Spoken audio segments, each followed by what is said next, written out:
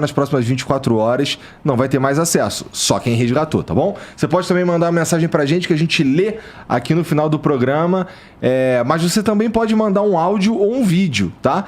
E, pô, quando você manda vídeo é bem mais legal que a gente vê a cara de vocês ali na TV e ouve o que vocês estão dizendo. Então, se tiver condições, é fácil. Você vai mandar mensagem pelo celular, grava um vídeo ali no celular e manda, tá bom?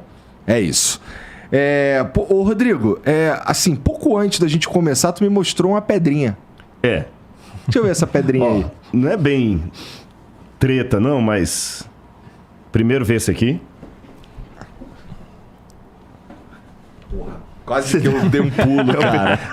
Olha, já dizia o sábio Salomão, ninguém é hétero quando a barata é voadora, né? Mas por que eu tô mostrando a barata? Você vai entender. Tá bom. É porque, assim, não quero treta, mas há pouco tempo eu fui desafiado aqui. Então, o Sérgio veio aqui, ele fez um Ciência Visita aqui no Flow, e eu e o Jean estávamos na mesa e a gente estava falando mesmo de um... E, aliás, Sérgio, um abraço pra você. Eu estou lamentando você não estar aqui no bate-papo, de coração. Você sabe, com muito respeito. E uma das coisas que o Sérgio falou é o seguinte, eu vou trazer um fóssil aqui, e eu sei que foi o recorte, não foi exatamente o que ele falou, mas no recorte, assim, o Sérgio Sacani desafia Rodrigo. E colocam lá, né? Eu vou trazer um fóssil que eu tenho na minha casa e vou provar pelo fóssil aqui, vou medir o fóssil aqui. Achei que foi uma força de linguagem, porque ninguém tem como medir um fóssil em loco assim, se você não tem aparelhagem laboratorial para pegar, né, toda a questão ali do... Ele vai falar melhor de datação do que eu, mas já que ele não veio, eu vim e trouxe o fóssil, que era para ele trazer. E esse fóssil, você pode... Ver qual câmera que tá com o melhor close aí? Deixa eu ver. Não sei se é a do centro aqui, você já conhece aí, Genzão. Pega aí. Isso aqui é só abrir, né? Pode abrir. Aí dentro, essa baratinha, você vai entender porque que eu dei a barata também. Isso aí é um trilobita. É um trilobita. Pô, cara, isso daqui é só umas ranhuras que tu fez na pedra. Umas ranhuras. É um trilobita. Aqui, não é não, família? Olha aí, dá pra ver, já? É um dos mais antigos tipos de fósseis que existem. Lembrando, bem claro, que eu não sou paleontólogo, então essa é uma área que eu namoro com admiração à distância, mas não sou especialista nela. Só que, olha que interessante. Eu vou deixar até que o Marcos fale mais sobre isso. Um fóssil desse, por que eu coloquei a barata? Se, pela lógica, essa rocha aqui tem milhões e milhões e milhões de anos, e o fóssil está dentro dela, então ele tem que ter mais tempo ainda. Lógico. Se você pega uma caixa e coloca cimento em volta, e o cimento tem 400 anos, a pessoa que está ali tem que ter no mínimo 400 anos, porque o cimento está fora. Concordo. Só que, se eu deixasse uma barata como essa, ao relento, quanto tempo, ou mesmo ao relento ou sob condições, não importa, quanto tempo daqui a 3 meses, o que sobraria dessa barata? Nada. Nada. Mas aqui sobrou tudo. Como é que isso aqui pode ser milhões de anos? É a pergunta que eu ia fazer para o Sérgio. Se tem milhões de anos, eu não estou chamando o trilobita de barata, mas só fiz uma comparação. Se ele ficou milhões e milhões de anos para se fossilizar, não era para sobrar absolutamente nada. E como é que vocês, então, explicam isso daí? Antes de passar a palavra para o Marcos, eu queria dizer 2 coisas para a galera que está escutando a gente. Eu não quero dar carteirada, não é essa a questão, mas por que eu pedi o Marcos para vir? É muito simples. Eu vou dar um exemplo aqui, a galera vai entender. Eu não gosto de treta e faço aqui à distância, sem nenhuma demagogia, um elogio ao Sérgio. O Sérgio sempre se demonstrou muito educado. Assisti poucas coisas dele, confesso, mas sempre se demonstrou educado, diferente do Pirula, por exemplo, que é desbocado, que quer ganhar no xingamento, no palavrão. Acho que, sabe... Você já tretou com o Pirula, cara? Ele tretou comigo, eu não tretei com ele. Ele tretou, você tá entendendo? Aí fala com minha vaquinha, porque eu não vou dar nenhuma resposta pra ele. Com quem? Fala com quem? Fala com minha vaquinha. Entendi. Não, sério, porque eu acho o seguinte, quando o camarada começa a xingar palavrão, é porque ele já não tem argumento. Quando ele perde a postura... Quando o cara é acadêmico, ele sabe discutir com classe. Quando ele abaixa, é igual a mulher brigando na feira. Você entendeu? Uma mulher de classe, eu assisti um filme uma vez, Vestida para Matar, muitos anos esse filme. E eu lembro de uma cena que era uma menina que ela era toda doida, delinquente e tudo, e aí ela pensa que morreu, ela foi condenada à morte, mas o FBI fala assim, olha, você não morreu, a gente deu uma injeção só para descansar, mas aquela morreu e você vai se tornar uma assassina de aluguel e você vai viver. Ela aceitou, e ela foi treinada por uma mulher lá do FBI. Filme. E aí ela queria discutir tudo na base da pancada. Aí a mulher, que era clássica, falou assim, não, você quer vencer um inimigo, seja clássica. Você não vai na base da periferia. Sabe? Eu aprendi esse detalhe com esse filme. Eu acho que a gente tem que ter postura. Se o que eu falo procede, eu não preciso xingar sua mãe, te xingar de que você fala porcaria. Isso em filosofia, e quem é acadêmico sabe o que eu estou falando, se chama argumento ad hominem. É uma falácia. Então, eu não preciso ficar, com todo respeito, como alguns pregadores que pensam que Deus é surdo, e ele só pega gritando, Senhor! Com todo respeito, Deus não é surdo. Dá para eu falar do evangelho do jeito que eu estou falando aqui. E também dá para eu falar com classe sem ficar xingando sua mãe. Isso para mim é ser barraqueiro, é coisa para feira. Pirula para mim gosta de feira. Entendi. Você entendeu? O Sérgio não. O Sérgio é outra categoria. Eu nunca tive a oportunidade de conversar com Pirula. Mas tudo bem. Jesus mandou a gente orar pelos inimigos e orar por quem nos persegue. Eu tenho que botar o evangelho. Inimigo é meio forte também, não é não? Não, inimigo não é assim, mas também o cara que fica falando que eu só falo B, não vou falar que ele é meu amigo. Ele pode ser outra categoria, mas amigo também não é, né? Mas tudo bem, não tem problema não. Eu nem queria falar do Pirula. Tá. Paz e amor pra você, fica na paz, continua me xingando aí à vontade e vai falando com minha vaquinha. Agora, com relação ao Sérgio, o que acontece? Quando ele falou aquilo, originalmente, nós estaríamos com uma outra pessoa aqui, um outro convidado, não é? Uhum. Aí o outro convidado não pôde vir por qualquer razão. Eu mesmo sugeri pro Bruno. Falei, Bruno, eu bateria um papo com o Sérgio, mas eu gostaria de uma coisa. Estou explicando pro pessoal de casa entender. Eu queria trazer alguém comigo e vou explicar a razão. Vou dar um exemplo com a vacinação. Foi um assunto muito polêmico. E eu ouvi médicos defendendo a vacinação com todo o argumento médico, e eu vi médicos criticando a vacinação com todo o argumento médico. Eu tomei minha decisão, não vou falar qual é aqui agora, para não gerar polêmica, esse não é um tema. Eu tomei minha decisão sobre a vacinação pelo que eu ouvi. Mas, se um médico, vamos supor que minha decisão foi contra a vacina, e você me trouxer aqui para conversar com um médico que é a favor da vacina, ele vai me dar carteirada à torta e à direita, porque a área dele é medicina, não é a minha. O contrário também seria verdadeiro. Se eu fosse a favor da vacina, fosse conversar com um médico que é contra, ele dá carteirada. Então, o que acontece? Como esta... É mais ou menos a minha posição com qualquer programa que eu faço, né? Não, mas você é inteligente. Eu não estou puxando seu saco, não. Então, o que acontece? Na área do conhecimento, tem aonde você se especializa e onde você não se especializa. Se eu fosse conversar com o Sérgio sobre arqueologia, sobre a crítica textual do Antigo Testamento, sobre hebraico, empréstimos da língua persa no livro de Daniel, coisas técnicas que eu dei aula semana passada na pós-graduação do UNASP. Não estou me exibindo, não. Por exemplo, a questão da escrita cuneiforme acadiana, ou como é que eu sei a datação de uma cerâmica romana diferente de uma cerâmica bizantina, ou do período do ferro. O Sérgio também vai boiar, porque não é a área dele. Você está entendendo? Mas como ele me chamou para um terreno que é a área dele, eu quis trazer alguém que é da área, até para falar assim, que eu não estou falando bobagem. E acho que é importante o pessoal conhecer o currículo do Marcos, porque o Marcos, eu não estou aqui para enaltecê-lo, ele foi até a aposentadoria professor da Unicamp, tem um recorde brasileiro nacional de publicação de artigos científicos em Qualis A. Tem uma reação química. Com o meu nome, sim. Com o nome dele. Então, quer dizer, o cara não é porcaria. Desculpa, ele não é um youtuber. Você tá entendendo? Ele não é um youtuber que fica falando um monte de coisa, não. Ele é acadêmico. Só pegar o Lattes. Você quer saber? Pega o Lattes. Pega as publicações. Aliás, eu tô precisando alimentar meu Lattes. Eu tenho precisando colocar mais artigo acadêmico ali. Pega o Lattes, o currículo Lattes da pessoa, o que ele ensina. Então é que ele não vai pregar para ninguém. Ele vai falar de ciência.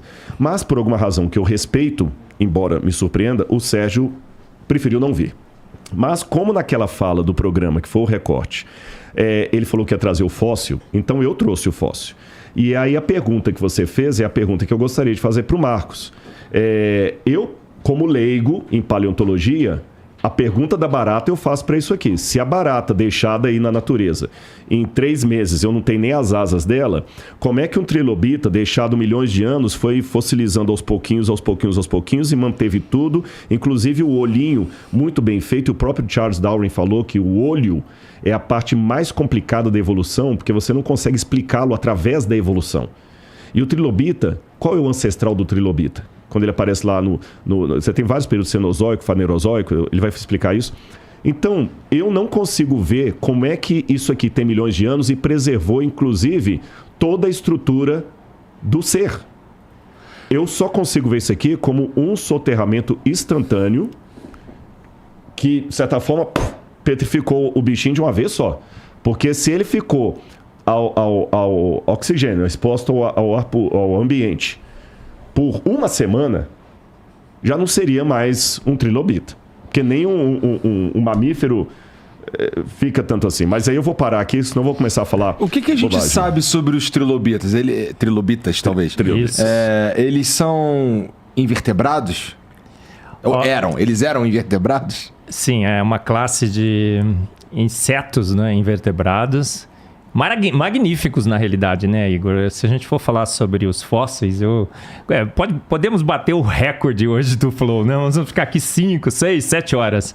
Mas eu, na minha defesa do design inteligente, de que fomos feitos prontos, que a Terra é jovem, o universo é jovem, o registro fóssil é a maior evidência que nós temos. Então, quando o Sacani disse que ele ia provar com petróleo, com fóssil, eu falei, epa, peraí, essa é a maior pedra no sapato de Darwin, o registro fóssil. Porque como o Rodrigo colocou tão bem, o que acontece com a fossilização?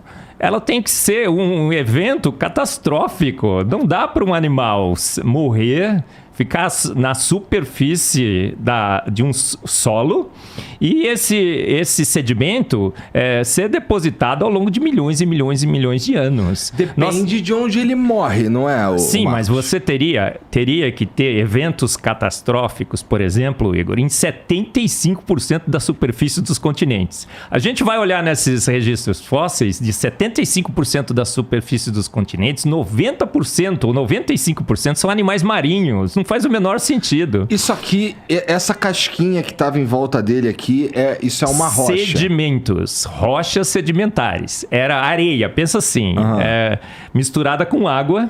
A água evaporou, essa areia depositou e a pressão e a temperatura ao longo de um certo tempo transformou isso em rocha. Tá. Mas o animal ali dentro, ele não teria condição de esperar esse sedimento ao longo de milhões e milhões de anos ser formado, depositado ao seu redor. Esse foi um processo catastrófico que cobriu 75% da superfície dos continentes com animais marinhos.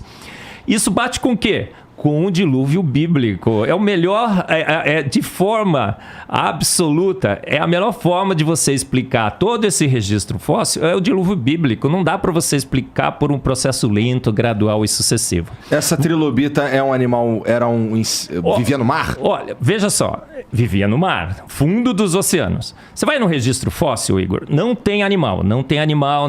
Você vai subindo nas camadas. Quando você chega nas camadas sedimentares, bum, aparecem animais absolutamente fantásticos. O trilobita não é uma forma rudimentar de vida que a gente deveria encontrar. Tanto é que é chamado de período fanerozoico, não é isso? Olha, você encontra animais absolutamente fantásticos. Praticamente todos os tipos de animais que nós vemos na Terra já aparecem absolutamente prontos no registro fóssil. Isso é uma prova mais que evidente de que a vida foi feita pronta na Terra. Ela não evoluiu lenta, gradual e sucessiva, de uma ameba primordial. Não somos amebas evoluídas, não é?